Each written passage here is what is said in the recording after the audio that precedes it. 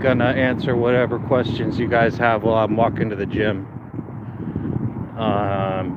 Sunday, I want to do live videos. This is something I've had in my head for a few months, but I want to do live videos every Sunday, so once a week. Have like a chill out session. A lot of times though, I'm so stressed out from steroids, hard for me to do a live video. I'm just kidding. I am kind of like a highly strung person though. I have two sides of my personality. One is very relaxed and always can like make light of a situation, or likes to smile, have fun, laughing a lot. And the other side of my personality is the polar opposite of that, because I can't fake my emotions. It just doesn't, they always show on my face. So the polar opposite side of that would be grumpy, short fuse, physically aggressive, and quick to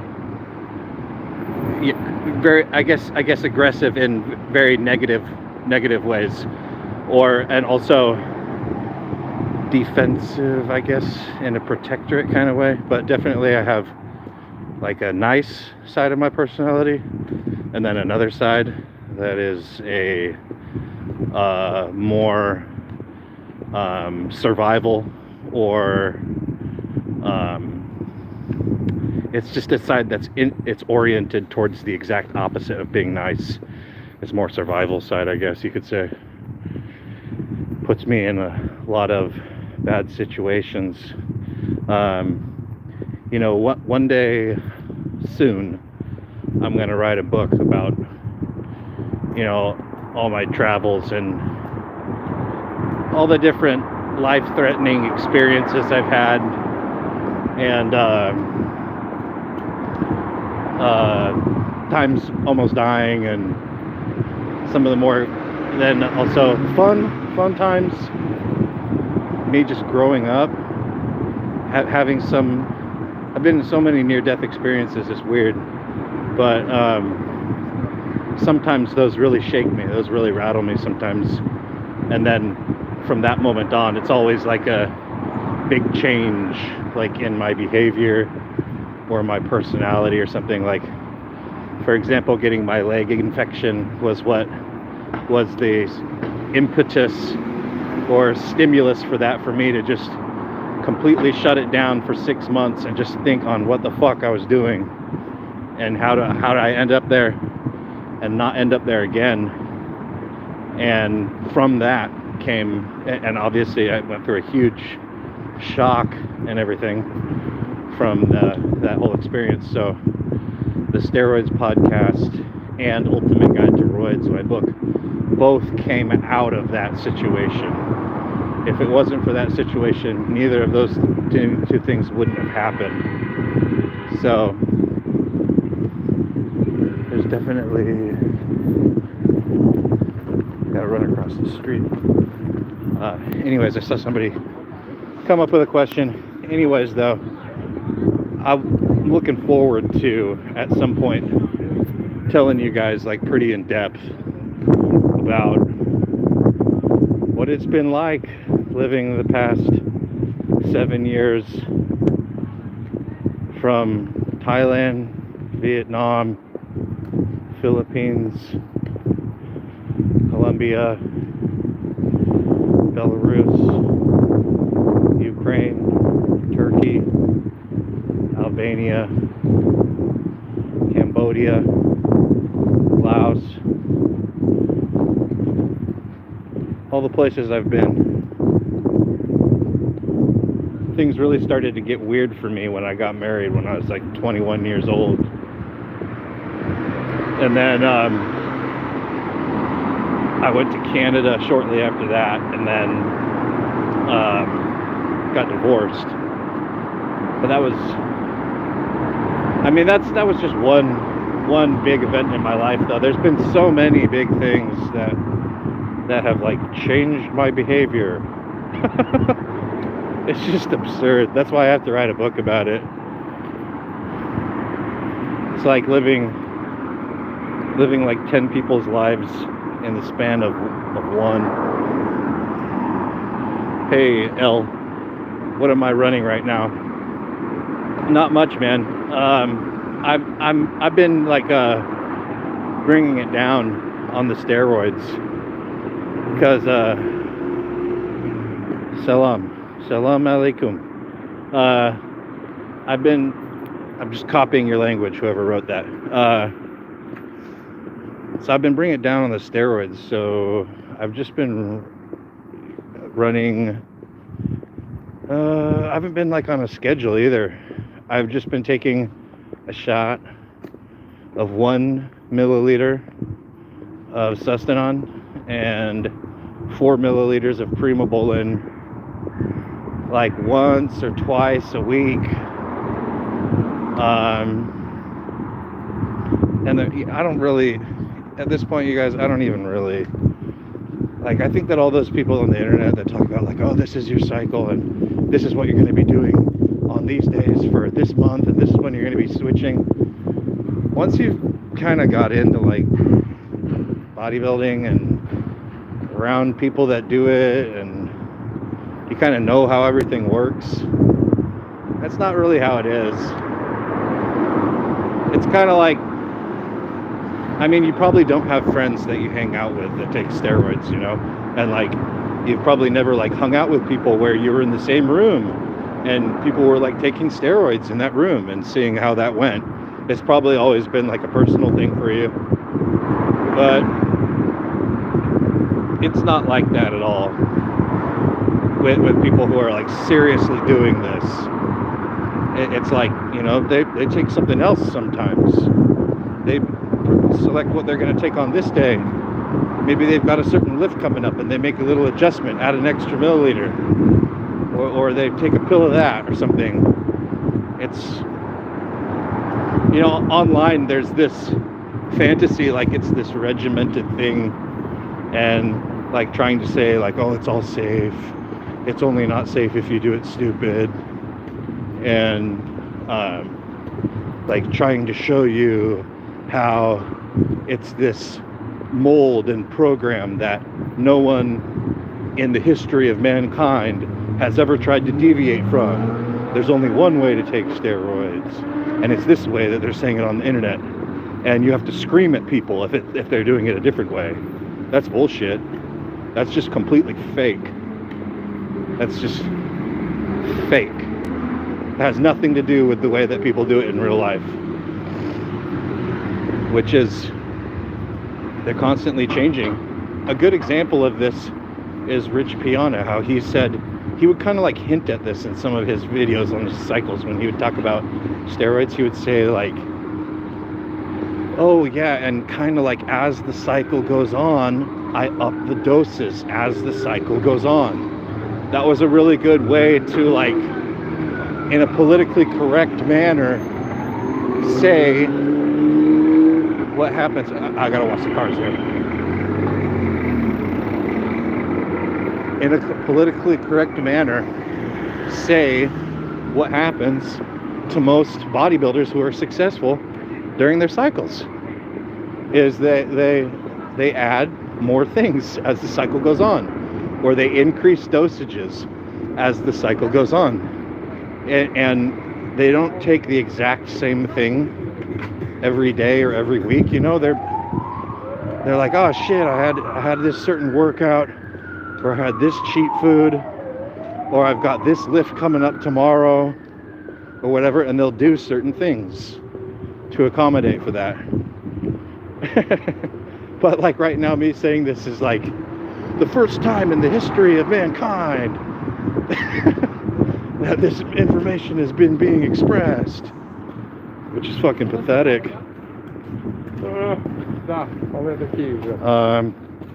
So anyways, yeah, as far as like what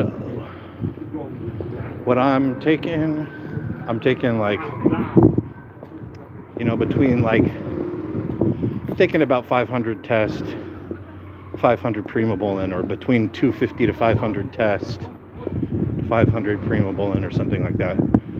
But pretty soon here, I'm gonna just shut it down and go to a just total cruise, 250 milligrams a week.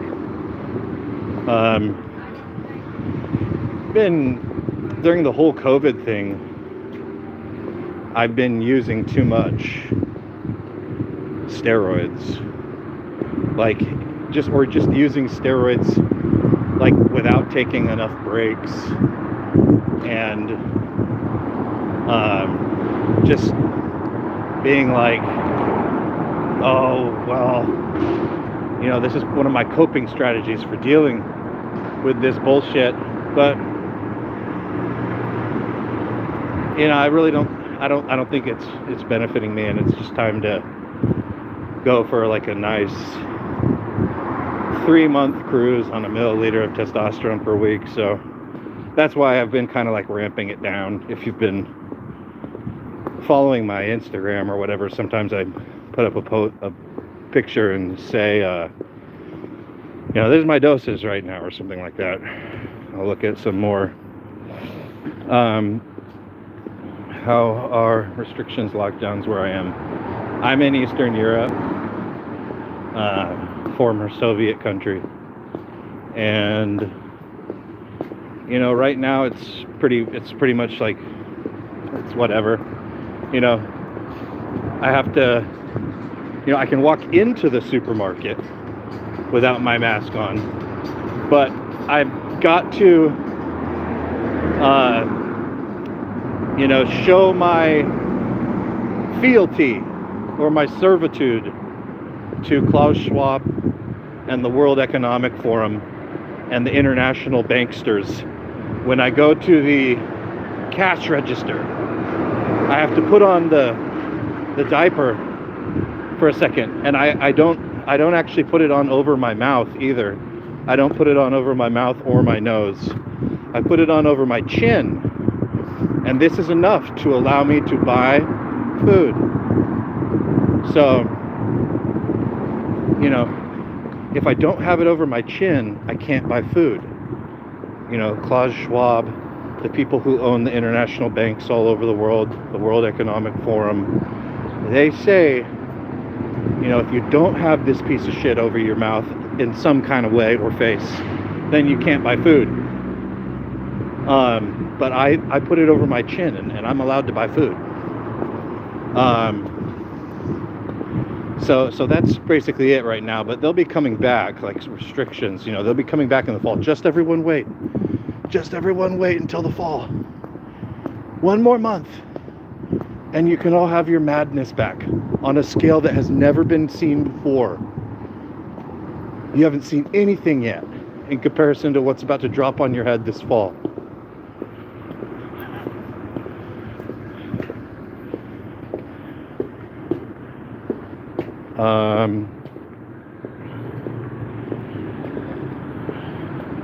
Pure DHT is no good. Just to let you know. It doesn't grow muscle. It's the same thing as Proviron. It's very similar to Proviron or Masteron. I mean, chemically there is a very insignificant slight change, but as far as how it acts in the real world, it's the same as Proviron. Taking Standalone, which is another name for dihydrotestosterone raw.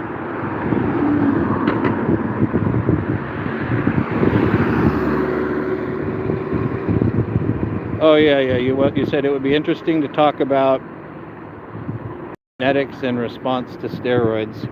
Yeah, I have gone through that in the podcast, but the way that I go over it, you kind of have to be listening closely in order to really pick that up. So there's such thing as the human range of human response to steroids, and then there's the usual human response.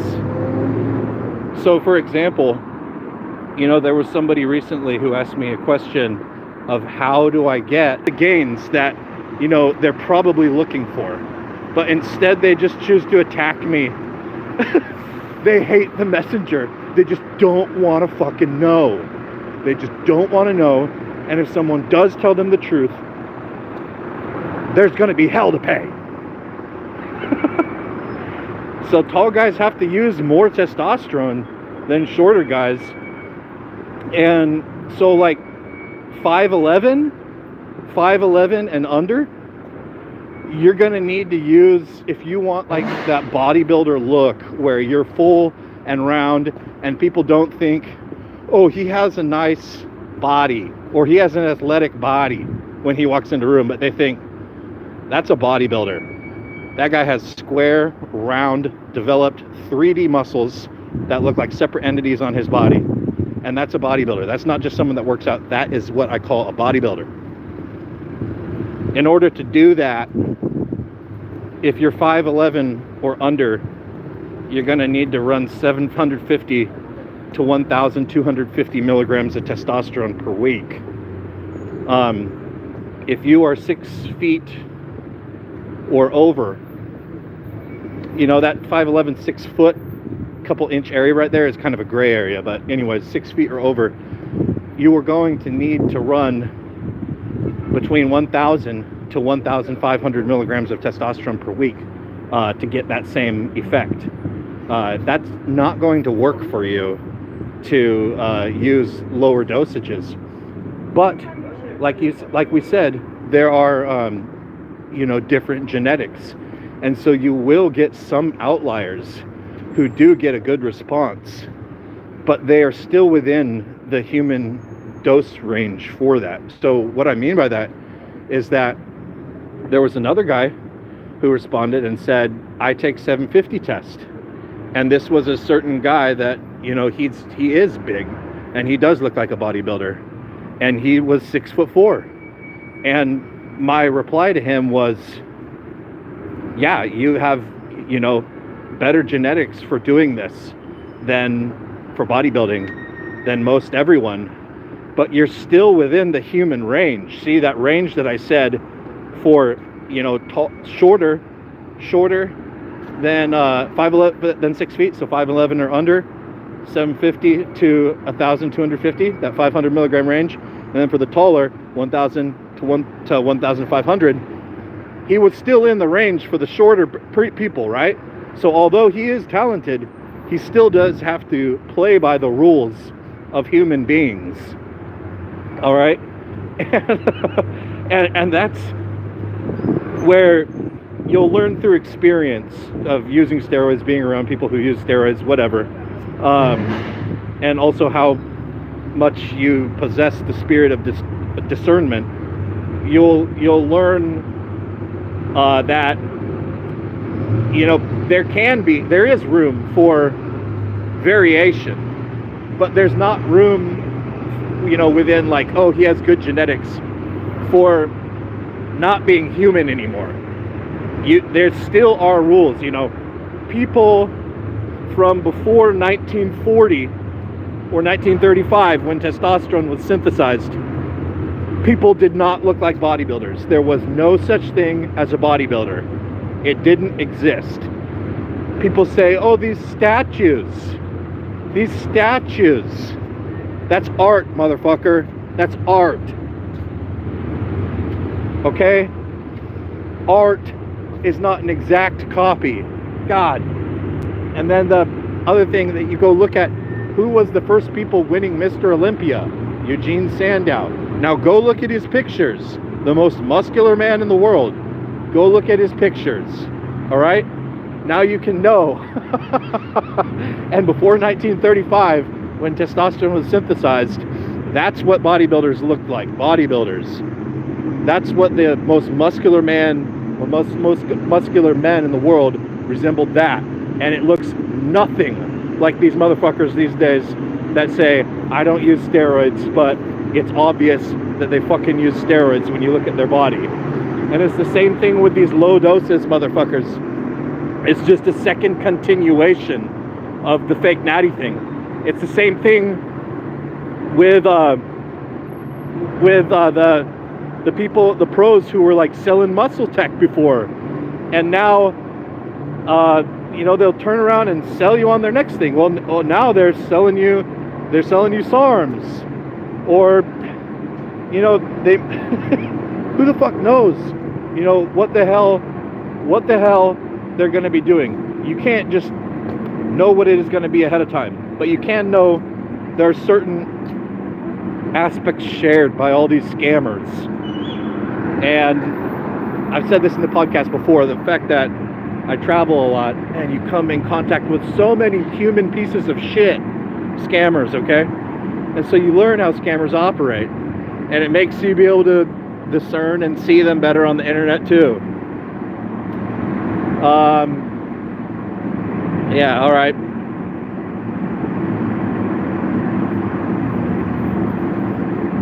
That's one of the funny things about live stuff too, is that it seems like you guys you ask more questions that are just coming right off the top of your head, which can be really good. More plates, more dates, Leo and Longevity. Leo and Longevity recorded a podcast with me that was like 3 hours long about a year ago, but he never posted it because in it I revealed negative information about his friends, and he's a person that is all about the Benjamins, baby. He's all about getting popular, getting famous, making the right friends, doing whatever it takes to maintain and forge those connections, even if it means lying to you and representing people wrong.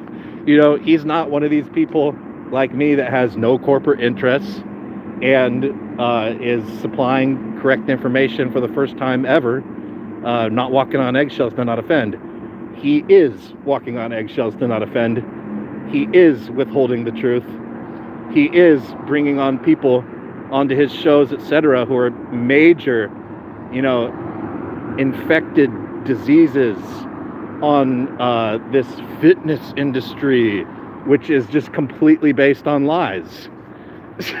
And if I, when he wanted to record an episode with me for his show because my fans, harassed him about it so much, and then he did, but the episode was too hot to handle. It was too hot for his type of truth, so he just never posted it, and I never spoke to him again. What the fuck? Oh. And then somebody was saying about more plates, more dates too. Guys, look, I don't have anything against that guy, right? He seems like an all right guy, like right? But he's playing within this system too, okay? And so my whole thing with after my leg thing happened was, look, I'm not covering anybody's asses anymore. If anybody wants to be like affiliated with me, it's full transparency. Like, they can't expect me to be lying for them, because that's not happening, or protecting them to like make some kind of an alliance, so like I scratch their back and then they scratch my back too. Fuck that. I'm not about the confetti. I'm not about the money, the confetti. That confetti is, they just print that shit. It's some worthless shit that they just print off a printing press and then say, oh, now you're a good person or you're a worthless person. Fuck that. So, I don't support any of that shit, and I'm not about that life of like fucking people over and lying and getting yours while the getting's good in order to get your money. Everybody needs money, man. Everybody needs money. And these are these fucking arguments I hear from people where everyone lies about their dosages, man. Like, dude, to like my close friends who would be like YouTubers, like, why do you lie about your dosages? And be like, guys who you even still to this day trust to give you your steroids advice, and not the one that you're thinking about. Other guys, and I would ask them, why do you lie about your dosages? Everyone does. That would be the reply. And then they get up in front of you and you guys talk about how they're these great people and the world needs them, and they're just sitting back there just feeding you lies. It's hard for me to take. It's hard for me to look at all this shit, and just the whole world is based on lies. Anyways, I do have a copy of that podcast with Leo, but I don't want to post it just because he was asking me like so many personal questions, dude, and really just like going into it, and I was just completely open. So I said whatever, just whatever was completely honest. But honestly, I don't like going back to some of those periods in my life that he was really asking me, grilling me questions about, and making me like, well, not making me, but in the process of me answering those questions, having that definitely tarnish or taint the names or reputations of other people. And but I don't want to go back into those memories because it's unpleasant. And so why do I don't need to keep on like opening up some wounds and like displaying them on the internet for everyone to keep doing your drama, which is like a totally feminine, totally non-manly thing to do, engaging in gossip and drama on the internet about what someone said or what someone did, and fighting like a bunch of cats, fighting like a bunch of bitches.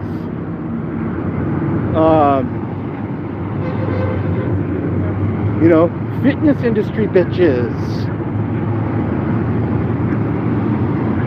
Fitness industry bitches. What the fuck? Count me out as one of those.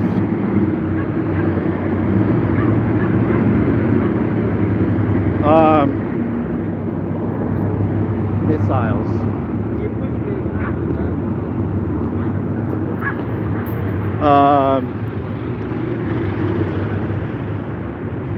Anyways, let's get to another question.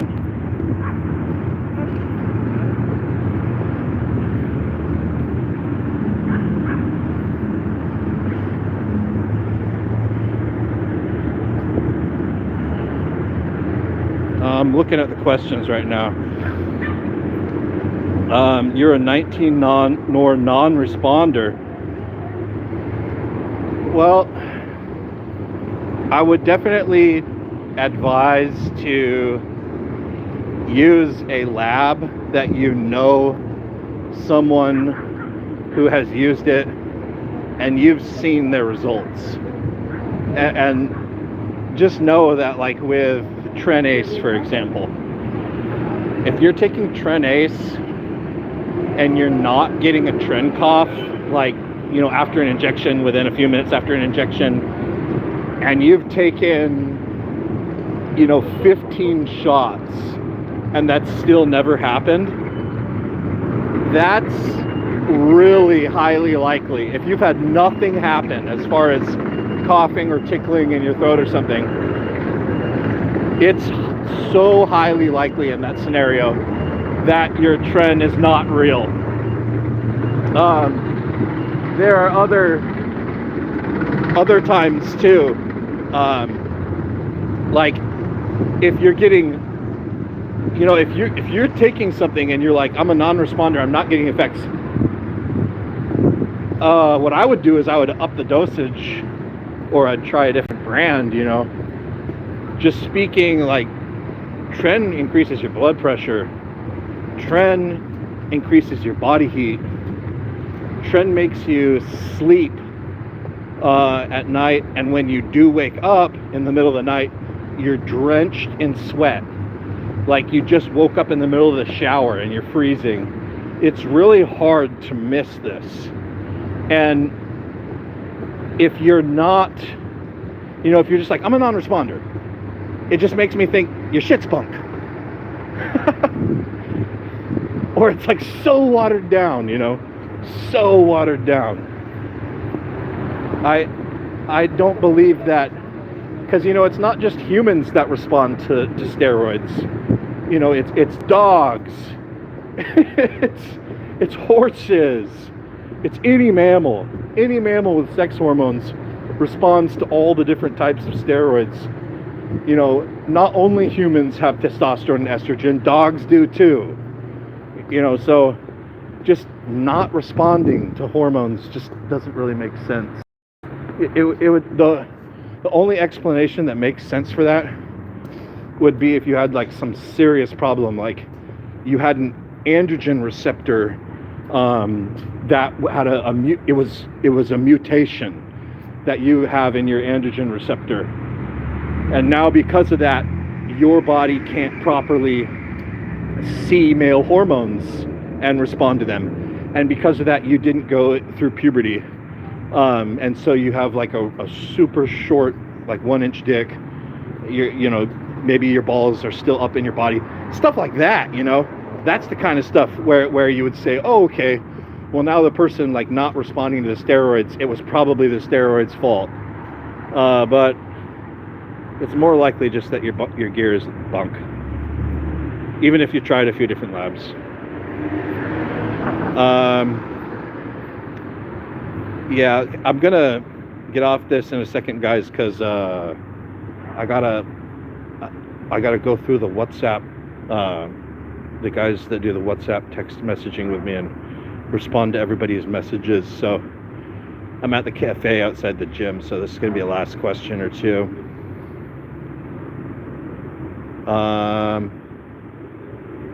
You said D-ball test, Proviron and T4 current stack, appetite good but not crazy, trying to bulk. Well, how much testosterone are you taking? Because testosterone has a direct effect on appetite, and I mean, if you're taking 1,000 milligrams of test, it's like you're going straight to 200 pounds if you're not there yet, because that dosage of testosterone makes you eat to that weight. It's really hard not to. So these hormones stimulate your brain and make you more hungry, but they also stimulate your muscles and make them suck sugar from the blood more. And when your muscles have sucked your sugar out of your bloodstream, then your brain goes like, what the fuck? I've got no fuel. And then you feel really hungry and like desperate for food, and that you start shaking and you need more sugar. So these are different mechanisms by which steroids cause weight gain. If you're on T4 and you're not using growth hormone and you're trying to gain weight, that's probably not effective. You should take the thyroid hormone out.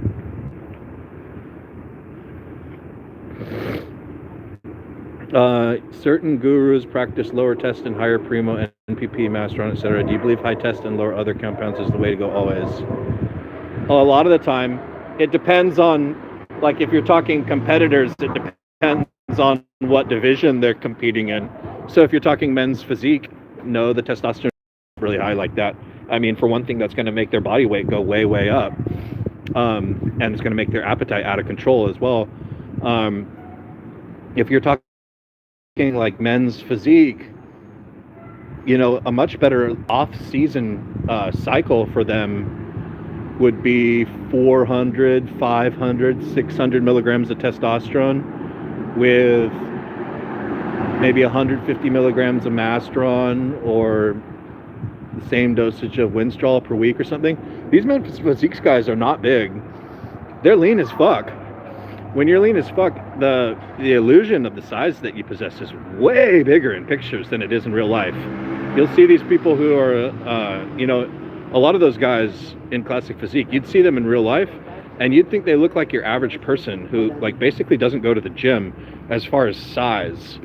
But when they take their shirt off and you see like all the definition and different textures and stuff like that, you instantly know, what's going on. But most of you are seeing them, for the most part, only in photos and videos, gym stuff. You're not seeing them in real life, and there's a huge difference in their like presence or appearance. Just it reveals their true size, not their photo size. If you want your arm to look big, you can just put it, straight up next to the camera. And it's like, look how big my elbow tip is. My elbow tip is bigger than my entire fucking head. You can do stuff with cameras.